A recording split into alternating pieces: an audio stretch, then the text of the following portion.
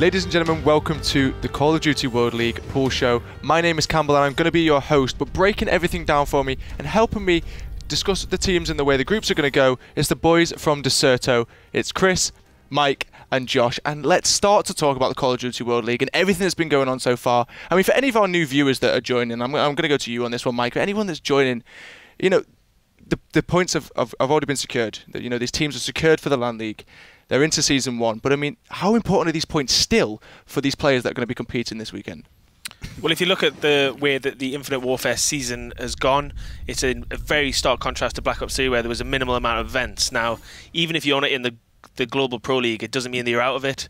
And we've got Stage 2 qualifiers, and we've also got COD champs after that. So pro points are vital, not only for the seeding for these tournaments, but also in order to qualify for the LAN League, potentially for Stage 2, and of course the World Championships. And overall, it's just a massive tournament for Europe. I mean, this is the first big open tournament we've had since EGL London last year. We've obviously had Gfinity London event in January, but it's just not the same in terms of there's not open teams. So this is going to allow for some teams that think that they can hang with the elite teams to break through. It is. I think the difference between something like EGL London last year, bro, is that irrespective of the pro points and the prize money, as an isolated event, the status and the prestige behind winning this event has never been greater for a European tournament. Yep. It's almost like having a European Championship title.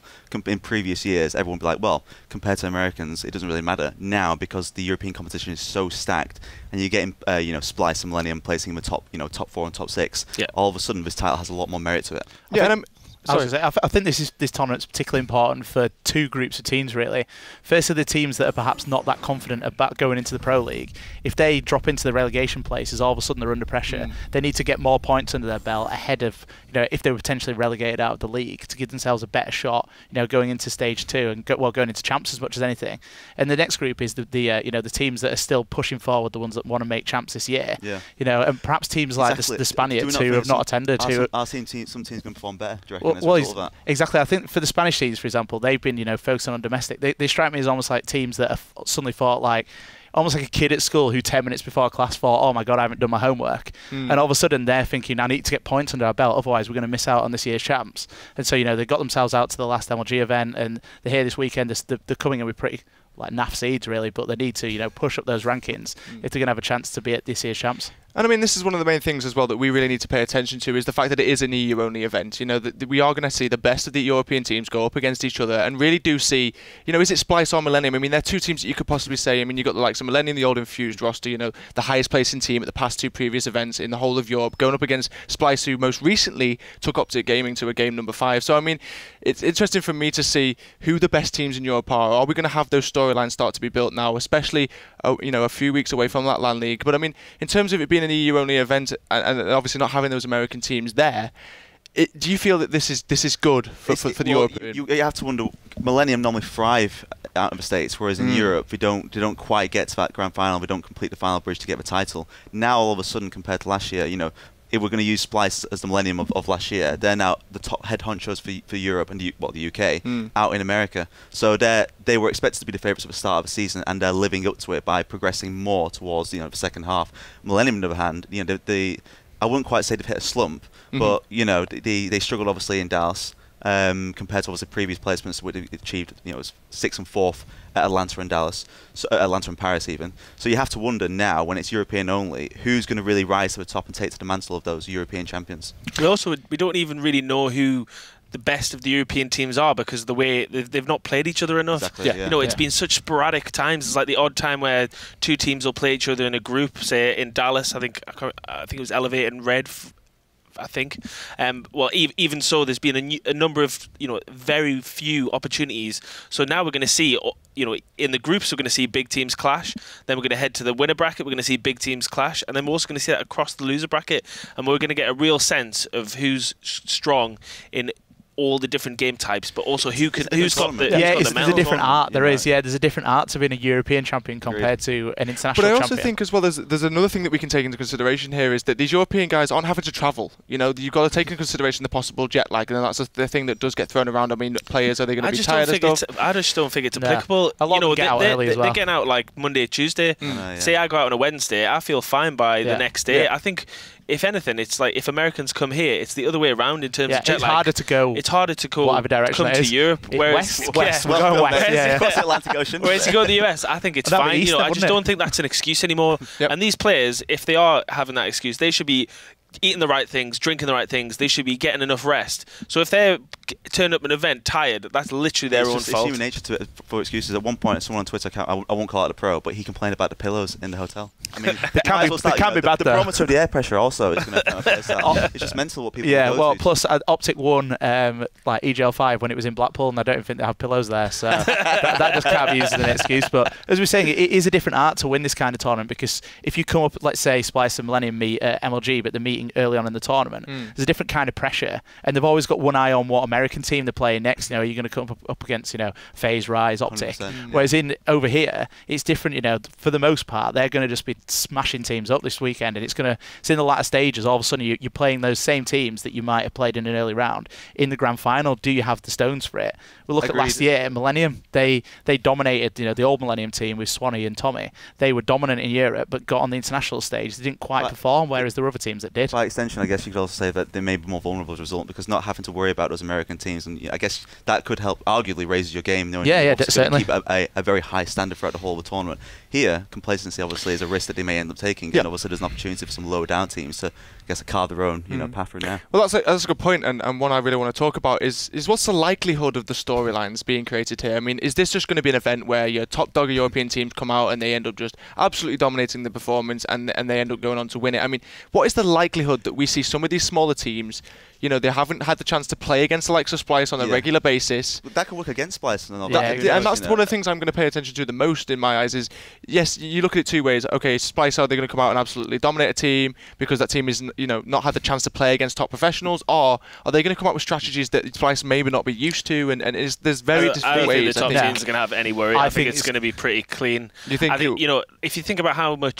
why these players are on these teams, the skill level, but also they're playing full time. I know there's a few teams outside of you know, the top six who are salaried and they might be playing full time, but not to the level that these guys are, not to the level of competition. You know, when they go to the US, they're playing against top American teams, and they're learning stuff that the Americans are doing that is well beyond anything these Europeans. And they might get a few lucky maps, but I just can't see it being... I would say not only that, you know, I think it's going to be a real massacre this time, because not only have we had all these US events against the top teams where they've had a chance to hone their skills, but most of them have actually had to do open bracket runs as well, so they've played against the equivalent of the American amateurs, and they've done it there. Pretty much all of them have done it. You know, EPSILON went through at the last event. At the first events, we had Splice, we had Millennium went through, Elevate went through. So all these teams are well versed in playing these underdog teams. So it's almost like, compared to last year, the gap has opened up even more. And you know, going into the pools, the top 8 teams, I'd go as far as say, I'd be very, very surprised if they're not the 8 teams going into the winner bracket. I'm not against the romance of a good old underdog. Oh, we love an underdog, You know, if at the end of the day, if Australia, a very small pool of talent in comparison, if they can produce teams that are, you know, competing at the top end of Call of Duty Championship tournaments, there's absolutely nothing to say that a tournament like this, someone could come out there, you know, from emerge as, you know, an underdog who could definitely tackle one of the top 6. You know, someone like EPSILON, who obviously they're captained by someone like Josh, but they've got, you know, 3 players who were used to be a unit with Desire. They've left that. They struggled, but just about got into the Pro League. So there are teams out there that have showed no sign of stability in terms of their performance yet, and that could make them very vulnerable. Okay, guys. Well, anyway, we're going to move on now to find out what it is that these teams that we've just been speaking about are actually fighting for in the weekend in Birmingham. It's not just the prize money, but those all-important pro points as well. Let's see what is actually up for grabs. Well, here we go then, the prize breakdown. So first place, and in dollars, is 20,000. Second place, 12,000. Third place, 8,000. Fourth place, 4,000. Fifth and sixth will both take 2,000. And seventh and eighth will both take 1,000. But it's the points that matter the most. And here they are on your screen. Pro points per player then, 10,000 for first, second 6,000, third 4,400, fourth 3,600, fifth and sixth will take 3,200, and seventh and eighth 2,800. Now, why did I say at the start that points matter so much? Well, the Global Pro League, for the teams that are seeded, they still matter as well for maintaining their position in that Global Pro League. But for also those teams in the open bracket we'll see on the weekend trying to make their way in for Season 2 relegations and also Call of Duty Championships. Well, there you go. You've seen what the teams are going to be competing for. But what are the teams that are going to be competing at Birmingham Insomnia? We'll take a look at them now. And also remember, it's not just the teams in the groups, it's also those open bracket teams trying to fight their way into the groups that matter as well. Splice, Red Reserve, Millennium, Fnatic, EPSILON Esports, Elevate, iGame, Team Supremacy, Team Vitality, Black Forest Games Red, Fab Games Esports, Black Forest Green. Well, there you go then, the in-depth analysis from myself and the Deserto boys, but they couldn't trust any of us to do this next job, so it's been given to Jade. Jade, take it away and put those teams in those groups for us. Hi, I'm Jade Armitage and I'll be drawing the groups for the Insomnia Birmingham Call of Duty World League Open. There will be 3 draws. The first draw will be for the 4 teams seeded at the top slot of each group, Group A, Group B, Group C and Group D. The second draw will be for the 4 teams entering the second slot, and the third draw will be for the third slot. The last slot in each group will be filled by teams entering the Open tournament at Insomnia Birmingham this coming Easter weekend. Drawing now for the first slot of Group A.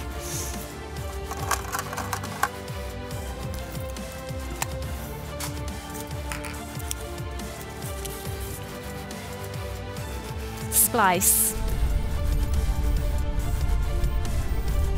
Drawing now for the first slot of Group B.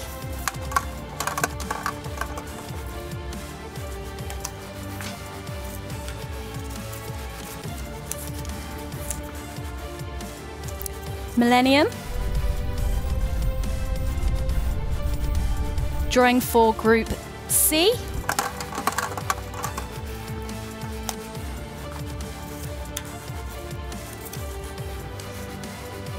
Fnatic, and Group D.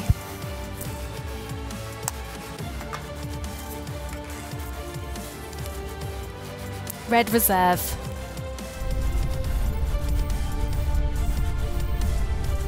Drawing now for our second slot.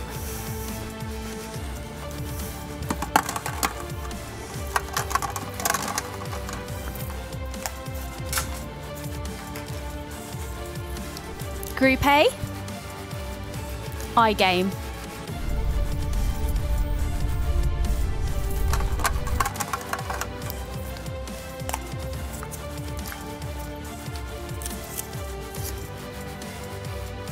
Group B, Supremacy.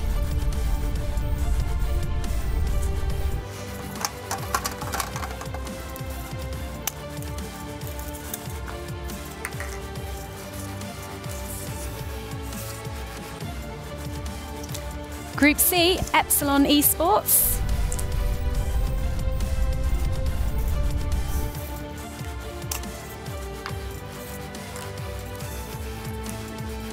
And Group D, Elevate. Drawing now for our third slot.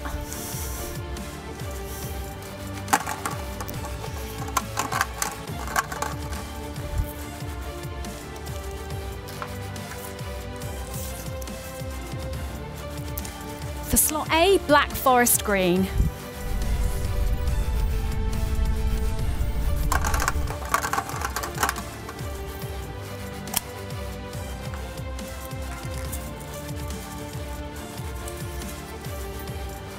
For slot B, Black Forest Gamers Red.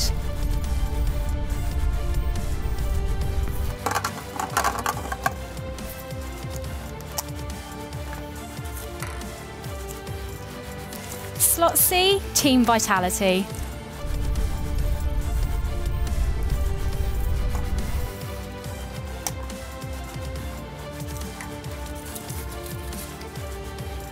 Slot D, Fab Games Esports. That was the results of the Call of Duty World League draw for Insomnia Birmingham, 14th of April to the 16th of April. Now back to Jack. Well, thank you very, very much for that, Jade. And, well, the groups have been decided. So, Group A then is Splice, iGame, Black Forest Green. Group B, Millennium, Team Supremacy, Black Forest Red. Group C is Fnatic, EPSILON and Team Vitality.